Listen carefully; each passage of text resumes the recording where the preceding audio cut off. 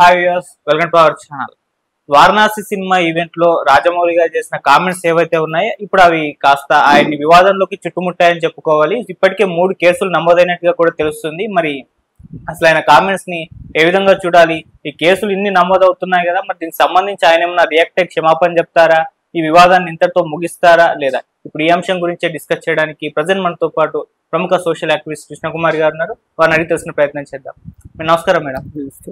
Madam, మొన్న event లో ఆయన మాట్లాడారు, అందరం విన్నాం కూడా. సో ఇప్పుడు దేవుణ్ణి నమ్మను అని చెప్పేసి ఆయన చెప్పడం అనేది వివాదాస్పదంగా మారిపోయింది. దీన్ని ఎలా చూడొచ్చు అంటారు? మరి ఇప్పుడు ఆయన మీద 3 కేసులు కూడా నమోదయ్యాయి, ఇంకా వివాదం కూడా మారే అవకాశం ఉంది. దీన్ని మీరు ఎలా చూస్తారు మేడం? అసలు దేవుణ్ణి నమ్మను అంటే కేసు నమోదు కావటం అన్నంత విచిత్రం ఇంకొకటి లేదు. ఎందుకంటే మన రాజ్యాంగం ఇంకా మార్చుకోలే మనం ఇంకా రాజ్యాంగాన్ని. మారినప్పుడు చూద్దాం కేసులు పెడతారా, ఏం చేస్తారు అని. ప్రస్తుతం ఉన్న రాజ్యాంగం ప్రకారం ఏ మనిషికైనా ఏ మతాన్నైనా ఆచరించే హక్కు ఉంది.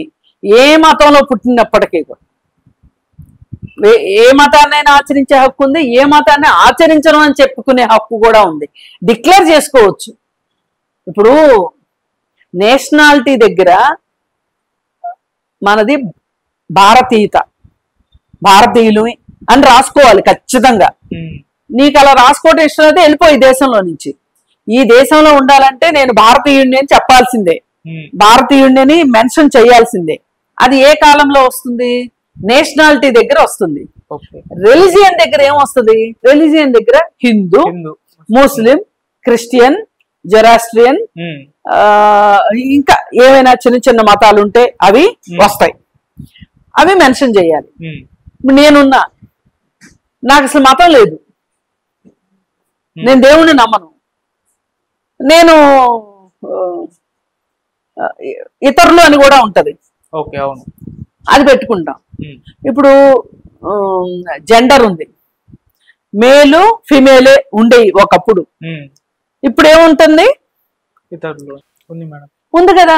మరి అలాంటప్పుడు ఆయన నేను నాస్తికుణ్ణి అన్నంత మాత్రాన, నేను దేవుణ్ణి నమ్మను అన్నంత మాత్రాన కేసు ఎట్లా పెడతారు? పైగా వీళ్ళు సాధించేది ఏమీ లేకపోగా ఆయనకి వీళ్ళు కాస్త ఏమంటాము ప్రమోషన్ చేసి పెడుతున్నారు. ఆయనకి అసలు పాపులర్ చేసి పెడుతున్నారు. అంతకంటే ఏమీ లేదు ఇక్కడ. మీరు చేయగలిగింది ఏమీ లేదు. పైగా అసలు మీ మీద తిరిగి కేసు పెట్టొచ్చు. ఇప్పుడు చట్టంలో అనవసరంగా కేసులు పెట్టిన వాళ్ళ మీద కూడా శిక్షించవచ్చు, తెలుసా అండి?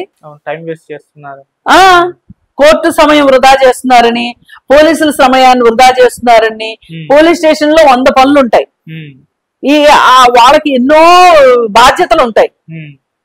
అలాంటి వాళ్ళని మీరు డిస్టర్బ్ చేసి మీరు ఇలా పైగా అసలు ఈ మధ్య కాలంలో మతం పేరుతోటి దూషించటము, అలాగే మతం ప్రాతిపదిక మీద మనుషుల గురించి మాట్లాడటము, మనుషుల్ని అవహేళన చేయడము, అలాగే వాళ్ళ మీద అనుచితమైన వ్యాఖ్యలు చేయటము చాలా ఎక్కువైపోయింది.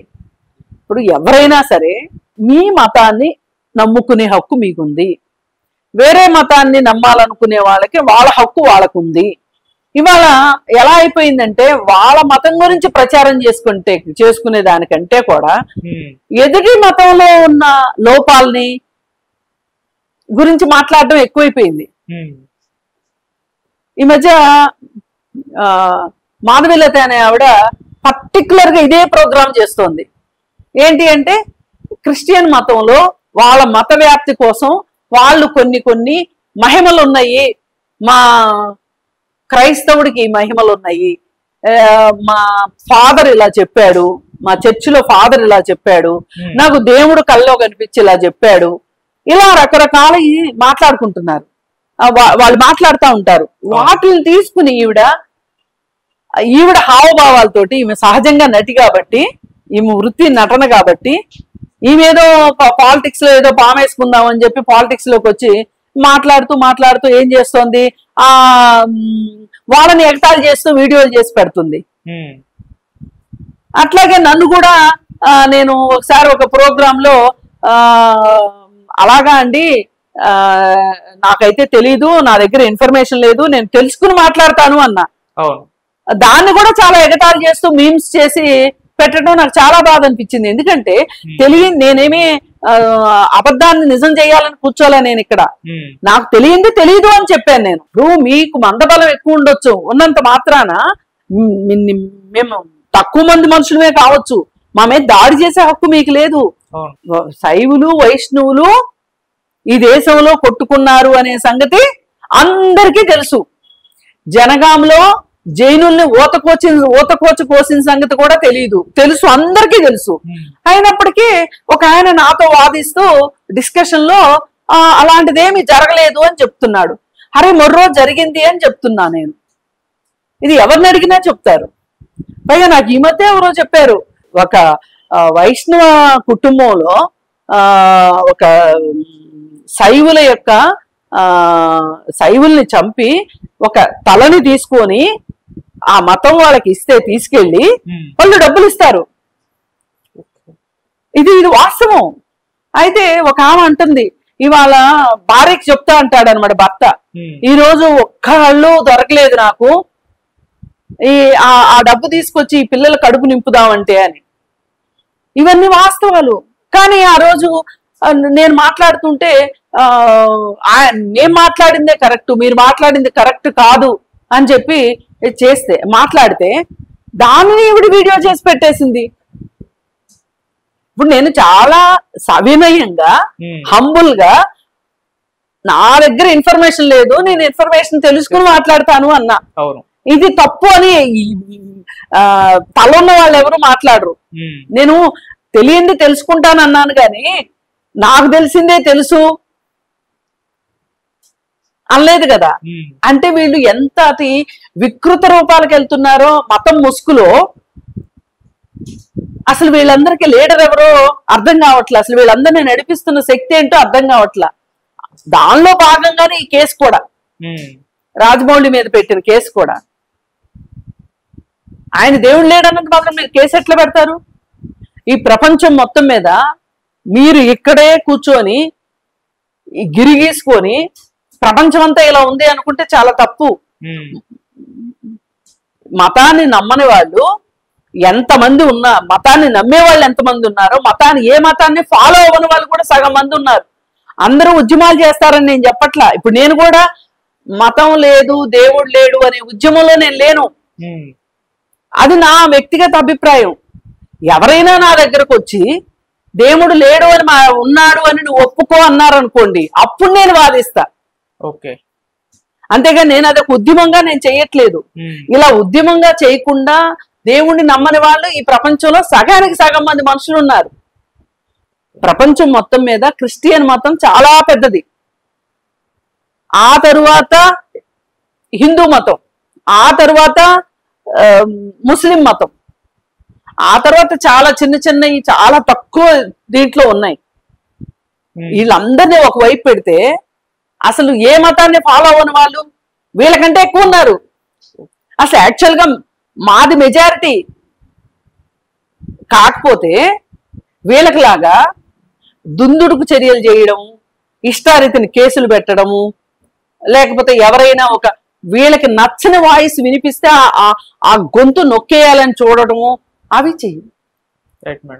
ఇప్పుడు ఖచ్చితంగా మీరు నమ్మే మతాన్ని మీరు నమ్మండి, మీరు ఫాలో అయ్యే మార్గాన్ని ఫాలో అవ్వండి, ఎవరో కాదనరు. పైగా మన భారతదేశం ఆ హక్కు ఇచ్చింది, మత స్వేచ్ఛ ఉంది మనకి. ఈ మత స్వేచ్ఛ ప్రకారం ఏంటి అంటే ఏ మతానైనా నువ్వు నమ్ము. అలాంటప్పుడు మీకు వచ్చిన అభ్యంతరం ఏంటి అంటే, ఇప్పుడు మీరు ఏం చెప్పదలుచుకున్నారంటే బెత్తమున్నోడిదే బర్రె, మందబలము మోకబలం ఉన్నవాళ్ళు మాట్లాడిందే చెల్లుబాటు అయిపోతుంది, మేం మాట్లాడిందే కరెక్టు, మేము అన్నామంటే మా మాటే శాసనం అనేలాగా చెయ్యాలి అని అనుకుంటున్నారు. ఇది కరెక్టా? ఇది మనము ఒక ప్రజాస్వామ్య యుగంలో ఉన్నామా, లేకపోతే నిర్బంధాల్లో ఉన్నామా? ఇప్పుడు ఇలా మాట్లాడిన వాడే హిట్లరు ఏమైపోయాడు? సూసైడ్ చేసుకుని చచ్చిపోయాడు. అందుకే అతికి వెళ్ళొద్దు ఎవరు కూడా. అతి అనేది పనికి రాదు అసలు. మీకు ఎలా అయితే హక్కులు ఉన్నాయో పక్క మతం వాళ్ళకు కూడా అవే హక్కులు ఉన్నాయి. పైగా మీ మతాన్ని వాళ్ళు ఏమన్నా దూషిస్తుంటే మీరు వెళ్ళి పోలీస్ స్టేషన్లో కేసు పెట్టండి తప్పితే వాళ్ళ మీద దాడులు చేయటాలు, పైగా కొన్ని ప్రదేశాల్లో తప్పితే మిగతా చోట్ల వాళ్ళు ఆచరించే మతాన్ని వ్యాప్తి చేసుకునే హక్కు కూడా ఇచ్చారు.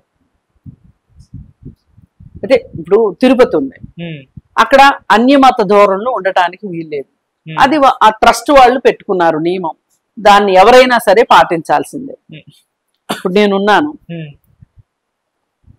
తిరుపతి అద్భుతమైన కట్టడం, రకరకాల ప్రాంతాల ప్రజలు వస్తారు చూడ్డానికి, నేను వెళ్ళే హక్కు నాకుంది. దేవుణ్ణి చూడకపోయినా గాని అసలు అక్కడ వాతావరణం ఏంటి చూసే హక్కు నాకుంది. నువ్వు ఎప్పుడో టీవీలో నాస్తికురాల్ని అన్నావు, దేవుణ్ణి నమ్మను అన్నావు, మా కొండ మీదకి ఎందుకు వచ్చావు అని అడగకూడదు. ఎప్పుడు అడగాలి? అసలు ఈ దేవుణ్ణి నమ్మకండి, ఈ దేవుణ్ణి నమ్మితే ఏముంది అని నేను అక్కడికి వెళ్ళి ప్రచారం చేశాను అనుకోండి, నా తప్పు. అంటే మనకి అర్థం కావాల్సింది ఏంటంటే గీతలు చాలా పలచగా ఉంటాయి, చాలా సున్నితంగా ఉంటాయి. ఆ గీతల్ని గౌరవించడం నేర్చుకోవాలి మనం. ఓకే, అందుకే రాజమౌళి మీద కేసు పెట్టడాన్ని నేను పూర్తిగా విభేదిస్తున్నాను. ఇలా చేయడం కరెక్ట్ కాదు. పైగా ఇవాళ మా రోజులేవో నడుస్తున్నాయి, మాకు నచ్చినట్లు మేము చేయగలుగుతాము అని అనుకోవటం చాలా చాలా పొరపాటు. చట్టం ముందు ఇది నిలబడదు, ఈ కేసులు నిలబడే కేసులు కావు. రాకపోగా ఇది రాజమౌళికే కలిసి వచ్చే విషయం. Right madam, thank you so much. Thank you.